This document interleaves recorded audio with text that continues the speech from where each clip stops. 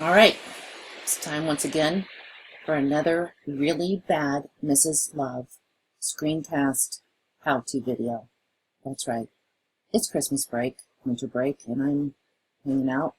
I have nothing better to do, except I have a list of about 6 or 7 little videos I want to make, and this is one of them. So there's been a lot of confusion about OneDrive and how to save documents and things like that. So here's what you do.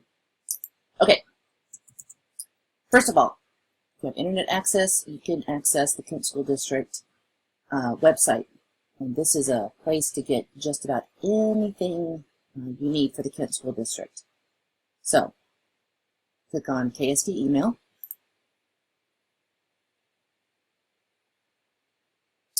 And here's my email. But look at all this other stuff. All this other really cool software is loaded right there.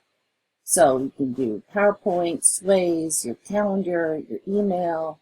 I can start a class notebook. You can access OneNote, all this different stuff. And look, there's your OneDrive right there. OneDrive is a cloud service, meaning it's stored on servers far, far away, probably on Mars somewhere. I don't know, somewhere. And look at all this stuff I have in my OneDrive.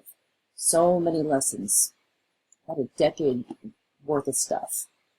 So let's say, for example, though, I want to start, and really use this instead of your H drive. You can access this from any internet site. You just go to the Kent School District website, click on your mail, click on the OneDrive. So I want to make a new folder. So for example, if I wanted to make a folder for writing, or a class, I could create it and then save all my stuff there and organize it and do whatever. The other thing I like to do is you can do shared documents. This is a lot like Google Drive, Google Documents, all that. This is Microsoft's answer to the cloud and sharing documents. So Microsoft is not the only way to go. Google Docs are definitely pretty awesome too.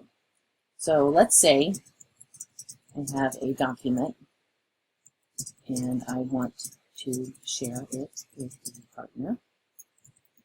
Remember how we did the Snowy Woods lesson? And we pulled everything together and I typed up on the big screen. I don't want to do it that way really anymore. I want you guys to type on the document and work on it all together so that way you have it. That was a pretty awkward way of doing it and not something I would do again. All right, so here's when you're sharing something. You have a couple of different ways to do it. You can invite people, and if you put their email address in there, they can actually edit. So this would be really good if you had a partner that you wanted to share something with. So I'm just going to share it with myself. Hey.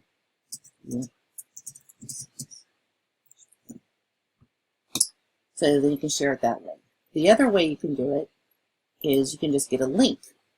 And a link, they can either edit it or they can just view it. And viewing it means they would need to open it and then do a file save as on their own.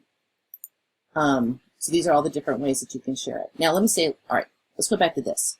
If you are giving them a can edit file, they can truly edit the file.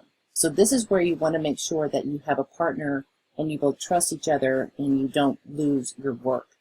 You might want to, just in case, do a file save as if it's a story or another Word document that you're sharing for annotations or something like that. You may want to save your own copy under a different file name, and then the shared document you can share with a partner. The more people you share this with, clearly the more it can get messed up. So you want to make sure that you're sharing it with someone you trust and is going to work on it with you together. That's basically what you do. And now this person has a document that's shared. And once it's shared, here's the tricky thing. You can hit edit in Word. It'll open up to a local document. You edit. And then whatever changes you make, when you save it again, should save. Let's see if that actually works. Let's see if that's true. There's a little save button, so it looks like save this document and refresh it with updates made by other authors. So the other authored documents might take a while to actually show up. There it is, saved. I'm closing it. Refresh. Up. Look at that. The changes are there. That's pretty awesome. So, if you have any questions, ask me, ask the internet, ask each other, and practice. That's actually the ultimate thing, is make sure that you actually practice what's going on. All right, that's the end of that one.